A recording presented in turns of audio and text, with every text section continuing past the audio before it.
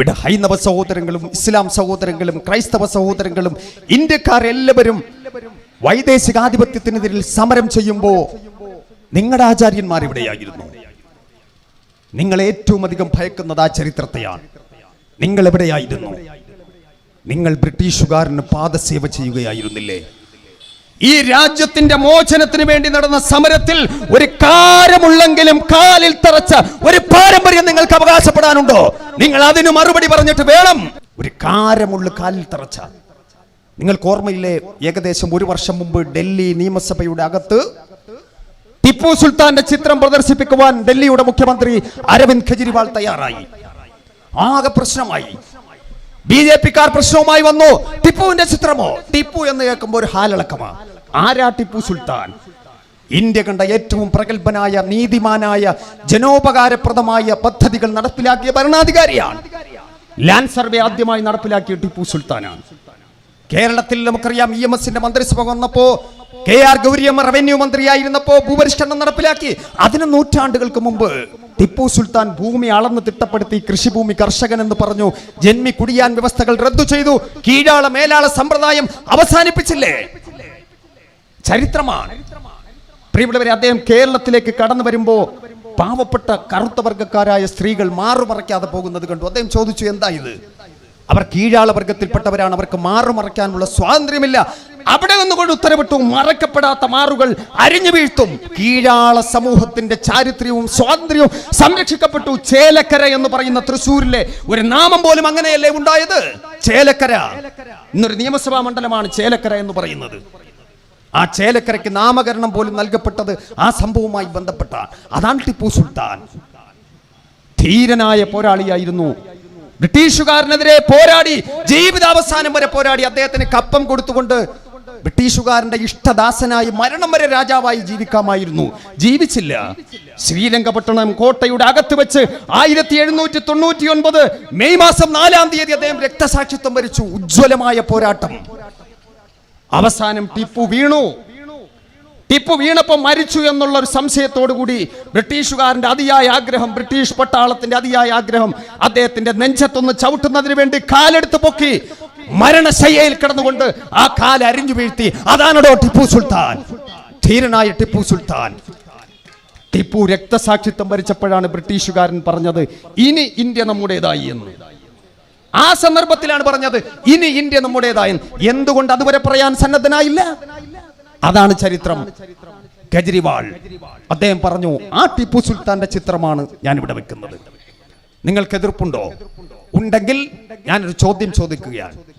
ഈ രാജ്യത്തിന് വേണ്ടി ടിപ്പുവിന് സമാനമായ സംഭാവന വേണ്ട, അതിന്റെ 1000-ലൊരംശം സമാനമായ സംഭാവന നൽകിയ ഇത് വേണ്ട, 1000-ലൊരംശം സംഭാവന നൽകിയ പേര് വേണ്ട. എന്തെങ്കിലും ഈ രാജ്യത്തിന് വേണ്ടി ഒന്ന് ചെയ്ത, ഏതെങ്കിലും ഒരു ഘട്ടത്തിൽ എന്തെങ്കിലും ഒരു സംഭാവന ചെയ്ത ഒരു പേര് പറ. BJP-ക്കാരാ, ഞാൻ ഇവിടെ വെക്കാം. അരവിന്ദ് കെജ്രിവാളിന്റെ വെല്ലുവിളിയാണ്. നിങ്ങൾക്ക് ഉത്തരം പറയാൻ സാധിച്ചോ? സാധിക്കില്ല. ലോകാവസാനം വരെ ആ ചോദ്യം ഉത്തരം കിട്ടാതെ നിലനിൽക്കുക തന്നെ ചെയ്യും. ആരും സംശയിക്കേണ്ട കാര്യമില്ല. അതാണ് സംഘപരിവാറുകാരന്റെ ചരിത്രം. അവരാണ് പറയുന്നത് പാകിസ്ഥാൻ, അഫ്ഗാനിസ്ഥാൻ, ബംഗ്ലാദേശ് ഈ രാഷ്ട്രങ്ങളല്ല. ഞാൻ പറയട്ടെ, ഈ രാഷ്ട്രങ്ങളല്ല. സാക്ഷാൽ സൗദി അറേബ്യ ഉണ്ടല്ലോ. ഇവിടെ ഇശാ നമസ്കാരത്തിന്റെ ബാങ്ക് ഞാൻ നിങ്ങളും കേട്ടു. 5 നേരം ബാങ്കുലി നാം കേൾക്കുന്നു.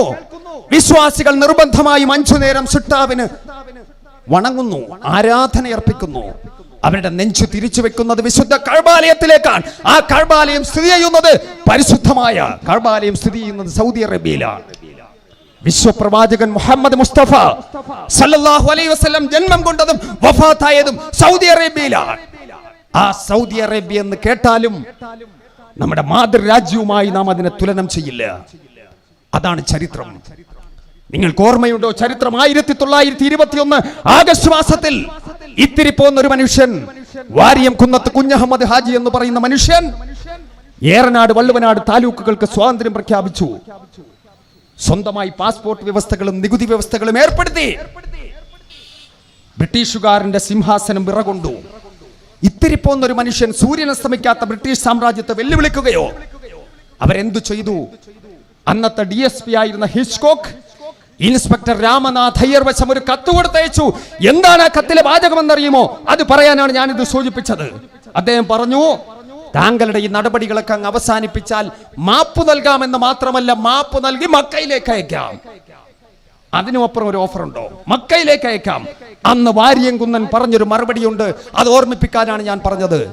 വാര്യംകുന്നൻ പറഞ്ഞു, നിങ്ങൾ കേവലം എന്നെ വഞ്ചിക്കുക എന്നുള്ള പരിമിതമായ ലക്ഷ്യത്തിന് വേണ്ടി ഭൂമിയിലെ ഏറ്റവും പരിശുദ്ധമായ മക്ക എന്ന് പറയുന്ന പദം ഉച്ചരിച്ചത് മിസ്റ്റർ ഹിച്ച്കോക്ക് എന്നെ വല്ലാതെ ആശ്ചര്യപ്പെടുത്തുന്നു. നിങ്ങൾ പറഞ്ഞല്ലോ മക്കയിലേക്ക് അയക്കാമെന്ന്. ഞാൻ 4 തവണ മക്കയിൽ പോയിട്ടുണ്ട്, നിരവധി ഹജ്ജും ഉംറയും നിർവഹിച്ചിട്ടുണ്ട്. പക്ഷേ മിസ്റ്റർ ഹിച്ച്കോക്ക്, താങ്കൾ മറന്നുപോയൊരു കാര്യമുണ്ട്. ഞാൻ ജനിച്ചത് മക്കയിലല്ല. വീരേതിഹാസങ്ങൾ രചിക്കപ്പെട്ട ഏറനാടിന്റെയും വള്ളുവനാടിന്റെയും മണ്ണിലാണ് ഞാൻ ജനിച്ചതെങ്കിൽ ആ മണ്ണിൽ മരിച്ചു വീഴാൻ, ആ മണ്ണിൽ ലയിച്ചു ചേരാൻ ഞാൻ ആഗ്രഹിക്കുന്നു. താങ്കൾക്ക് പോകാം. സൗദി അറേബ്യ എന്ന് കേട്ടപ്പോ പോലും, മക്ക എന്ന് കേട്ടപ്പോ പോലും ജന്മനാടുമായി തുലനം ചെയ്യാതെ പ്രവാചകൻ പറഞ്ഞില്ലേ, ഹുബ്ബുൽ വതനി മിനൽ ഈമാൻ. ഏ മുസൽമാൻ, സ്വരാജ്യ സ്നേഹം നിന്റെ വിശ്വാസത്തിന്റെ ഭാഗമാണ്, നിന്റെ വിശ്വാസത്തിന്റെ ഭാഗമാണ്. അതാണ് ചരിത്രം. ആ വാര്യംകുന്നനെ അവസാനം ചതുവിൽ പിടിച്ചു. മലപ്പുറം കോട്ടക്കുന്നിന്റെ ചരിവിൽ കൊണ്ടുവന്ന് നിർത്തി 1922 ജനുവരി മാസം 20-ാം തീയതി. ഇന്ന് 25 5 ദിവസം മുമ്പ് 922 കൊണ്ടുവന്ന് നിർത്തിയിട്ട് വധശിക്ഷ നടപ്പിലാക്കാൻ പോവുകയാണ്. വാര്യംകുന്നനോട് ചോദിച്ചു, മിസ്റ്റർ വാര്യംകുന്നൻ, ബ്രിട്ടീഷുകാരനെതിരെ സമരം ചെയ്തതിന്റെ പേരിൽ താങ്കൾക്ക് വധശിക്ഷ വിധിച്ചിരിക്കുന്നു, നടപ്പിലാക്കാൻ പോകുന്നു. എന്തെങ്കിലും ആഗ്രഹമുണ്ടോ? അങ്ങനെ ഒരു നടപടിക്രമമുണ്ട്. ഇപ്പോ ഡൽഹിയിലെ മറ്റേ ആ കേസുമായി ബന്ധപ്പെട്ട് വധശിക്ഷ വിധിച്ചവർക്കുള്ള അവരുടെ അന്ത്യാഭിലാഷവുമായി ബന്ധപ്പെട്ട വാർത്തകൾ ഇന്നലെയും ഒക്കെ ഞാനും നിങ്ങളും പത്രത്തിൽ വായിച്ചില്ലേ? ഇന്നുമുണ്ടത്. സ്വന്തം കുടുംബത്തെ കാണാം, അവരുടെ വസ്തുവകകൾ, അവരുടെ ഓഹരികൾ ആർക്ക് കൊടുക്കണമെന്ന് പറയാം. അങ്ങനെ പല ആഗ്രഹങ്ങളും പറയാനുള്ളൊരു നടപടിക്രമം ഇന്നുമുണ്ട്. അങ്ങനെ വാര്യംകുന്നനോട് ചോദിച്ചു, താങ്കളുടെ അന്ത്യാഭിലാഷം എന്താണ്? മരണത്തെ മുഖാമുഖം കാണാൻ പോവുകയാണ്. അദ്ദേഹം പറഞ്ഞു, ഞാൻ എൻ്റെ രാജ്യത്തിന് വേണ്ടി മരിക്കുകയാണ്. അഭിമാനത്തോടു കൂടി ഞാൻ മരിക്കുന്നു, സന്തോഷത്തോടു കൂടി ഞാൻ മരിക്കുന്നു. നിങ്ങൾ ചോദിച്ചല്ലോ അന്ത്യാഭിലാഷം എന്തെങ്കിലും ഉണ്ടോ എന്ന്. ഉണ്ട്. നിങ്ങൾ സാധാരണ കണ്ണ് കെട്ടിയിട്ട് പുറകിൽ നിന്നാണല്ലോ വെടിവെക്കുന്നത്, അതാണല്ലോ രീതി. പക്ഷേ ഞങ്ങൾ മാപ്പിളമാർ, ഞങ്ങൾ മുസ്ലിങ്ങൾ ജീവിതം പോലെ മരണവും അഭിമാനത്തോടു കൂടി വരിക്കണം എന്നാഗ്രഹിക്കുന്നവരാണ്.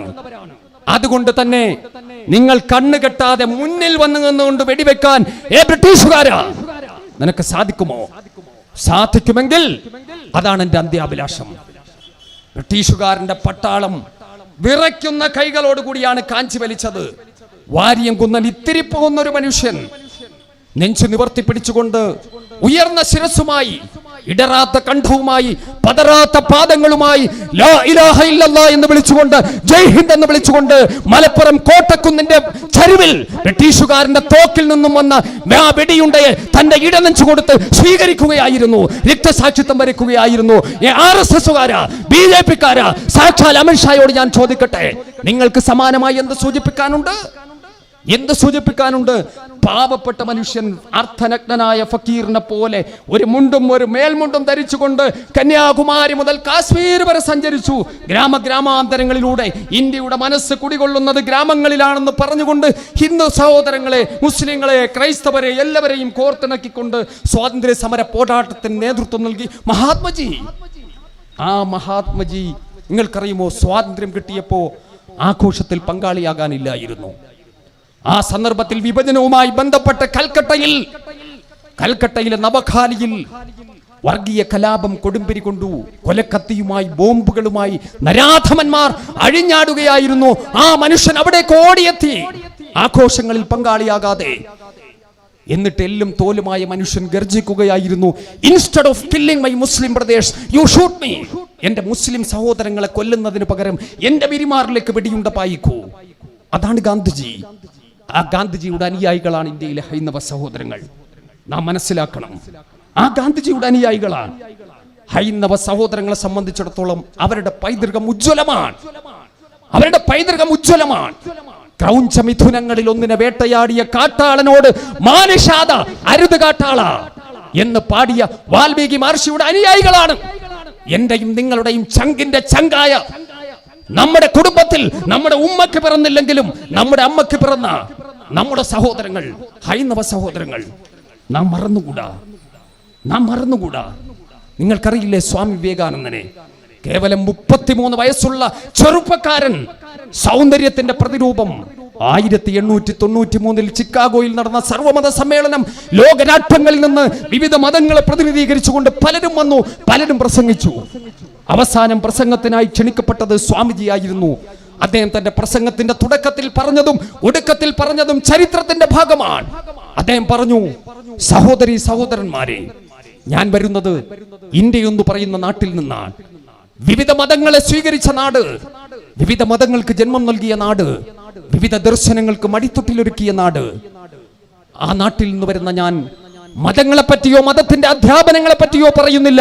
ഞാൻ പറയുന്ന മതം സ്നേഹത്തിന്റെ മതമാണ്, പ്രേമത്തിന്റെ മതമാണ്. ആ മതത്തിന്റെ ദൈവം സ്നേഹത്തിന്റെയും പ്രേമത്തിന്റെയും മൂർത്തിമത്ഭാവമാണ്. ഇന്ത്യയുടെ ആത്മാവ് ലോകത്തിന്റെ മുന്നിൽ തുറന്നു വെക്കുകയായിരുന്നു സ്വാമി വിവേകാനന്ദൻ. ആ സ്വാമിജിയുടെ അനുയായികളാണ് ഇന്ത്യയിലെ ഹൈന്ദവ സഹോദരങ്ങൾ.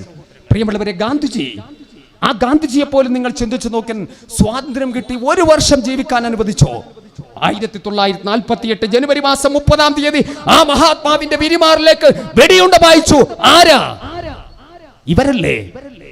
ഒരു മാടപ്രാവിനെ പോലെ പിടഞ്ഞു വീണു മരിച്ചു. നാഥുറാം ഗോഡ്സെ എന്ന് പറയുന്ന ഭീകരൻ, ആ ഭീകരൻ വിശുദ്ധനാണെന്ന് വിശേഷിപ്പിച്ച പ്രജ്ഞാ സിംഗ് താക്കൂർ എന്ന് പറയുന്ന ഭീകരവാദി, വിവിധ സ്ഫോടന കേസുകളിൽ പ്രതിയായിട്ടുള്ള ഇന്ത്യ കണ്ട ഏറ്റവും വലിയ ക്രിമിനലുകളിൽ ഒന്ന്. നരേന്ദ്രമോദിയും അമിത്ഷായും BJPയും ടിക്കറ്റ് കൊടുത്ത് മധ്യപ്രദേശിൽ നിർത്തി മത്സരിപ്പിച്ച് പാർലമെന്റിൽ കൊണ്ടുവന്ന് പാർലമെന്റിന്റെ പ്രതിരോധ സമിതിയിലെ ഉപദേശക സമിതി അംഗമാക്കിയില്ലേ? പാർലമെന്റിൽ നിന്നുകൊണ്ടും പ്രസംഗിച്ചു ഗോഡ്സെ വിശുദ്ധനാണെന്ന്. ജനാധിപത്യത്തിന്റെ ശ്രീകോവിലായ പാർലമെന്റ്, ആ പാർലമെന്റ് പോലും അശുദ്ധമായി പോയില്ലേ? പണ്ഡിറ്റ് ജവഹർലാൽ നെഹ്റു, അബുൽ കലാം ആസാദ്, ഡോക്ടർ BR അംബേദ്കർ, അതേ പ്രകാരം തന്നെ ഇന്ദിരാ പ്രിയദർശിനി, രാജീവ് ഗാന്ധി, വിശ്വനാഥ് പ്രതാപ് സിംഗ്, AK ഗോപാലൻ അടക്കമുള്ള പ്രഗത്ഭരായ ഭരണ നൈപുണ്യമുള്ളവർ, അവരുടെ പ്രവർത്തനങ്ങൾക്ക് സാക്ഷിയായ ഇന്ത്യൻ പാർലമെന്റ് ഇത്തരത്തിലുള്ള ക്രിമിനലുകളെ കൊണ്ട് അശുദ്ധമാകുന്ന ഒരു സാഹചര്യം വന്നാൽ ഇന്ത്യക്കാരൻ നിശബ്ദമായിരിക്കണമോ? ഇന്ത്യക്കാരൻ നിശബ്ദമായിരിക്കണമോ? നാം ഇന്ത്യയെ വീണ്ടെടുക്കണം. സ്വാമിജിയുടെ ഇന്ത്യ, ഹസ്രത്ത് നിസാമുദ്ദീൻ ഔലിയുടെ ഇന്ത്യ, രവീന്ദ്രനാഥ ടാഗോറിന്റെയും അല്ലാമ ഇക്ബാലിന്റെയും ഇന്ത്യ. ആ ഇന്ത്യയുടെ വീണ്ടെടുപ്പിനായി നമുക്കൊന്നിച്ചണിചേരാം. ആ പോരാട്ടമാണ് നടന്നുകൊണ്ടിരിക്കുന്നത്. ഇങ്ങ് കന്യാകുമാരിയുടെ തീരപ്രദേശം മുതൽ കാശ്മീരിന്റെ മലമടക്കുകൾ വരെ മരണമായി മഞ്ഞുകൾ പെയ്തിറങ്ങിക്കൊണ്ടിരിക്കുമ്പോഴും എന്റെയും നിങ്ങളുടെയും ഉമ്മയായ 95 വയസ്സുള്ള ഒരു സഹോദരിയെ നിങ്ങൾ കാണുന്നില്ലേ ഷഹീൻ ബാഗിൽ?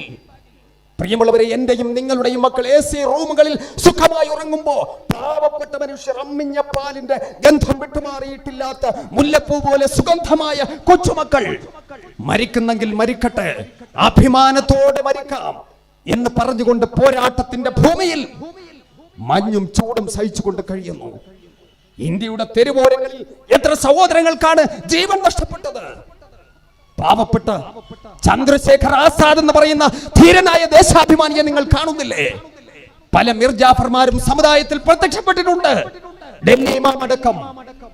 ലജ്ജിച്ചുകൊണ്ട് ഞങ്ങൾ പറയട്ടെ, മൗലാനമാരെന്ന പട്ടം നൽകി പ്രിയമുള്ളവരെ എന്ത് പേക്കൂത്തുകൾ കാണിച്ചാലും അവരെ ആദരിക്കുമെന്ന് ആരും ധരിക്കേണ്ട കാര്യമില്ല.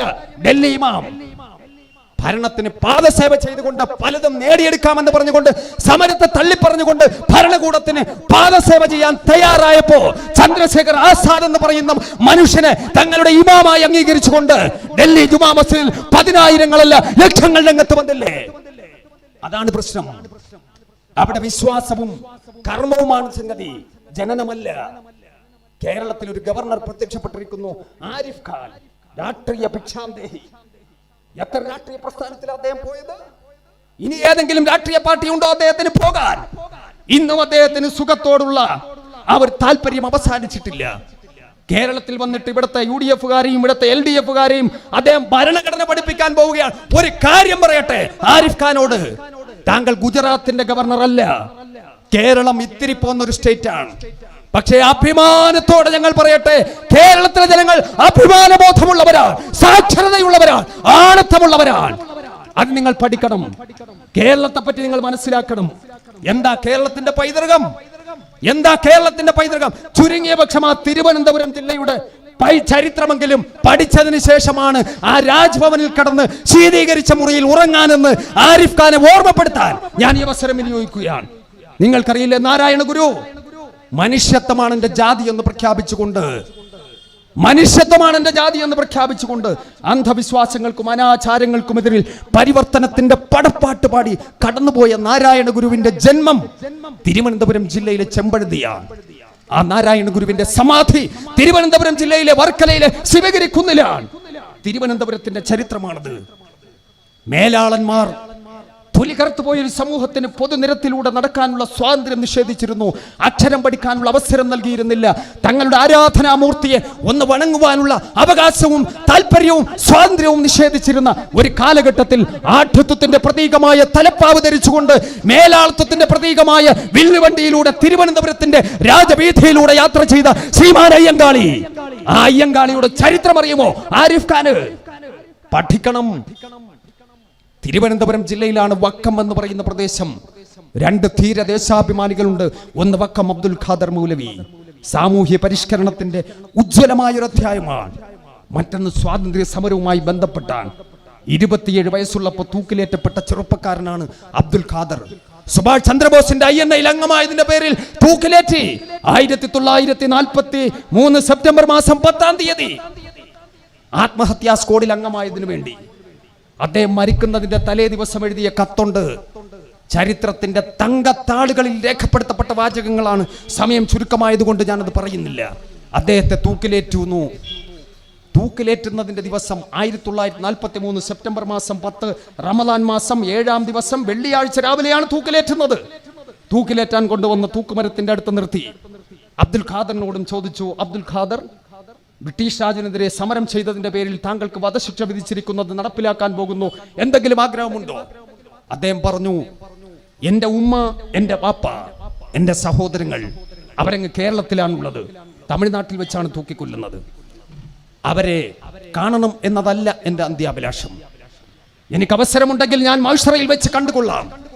ഞാൻ എത്രത്തോളം അഭിമാനത്തോടും സന്തോഷത്തോടും കൂടിയാണ് മരണത്തെ വരവേറ്റതെന്ന് എന്റെ ദൃസാക്ഷികളിൽ നിന്നെങ്കിലും എന്റെ ഉമ്മ ബാപ്പമാർ, എന്റെ സഹോദരങ്ങൾ അറിയുമ്പോൾ അവർ അഭിമാനിക്കും. ഞാൻ മഹ്ശറയിൽ വെച്ച് അവരെ കണ്ടുകൊള്ളാം.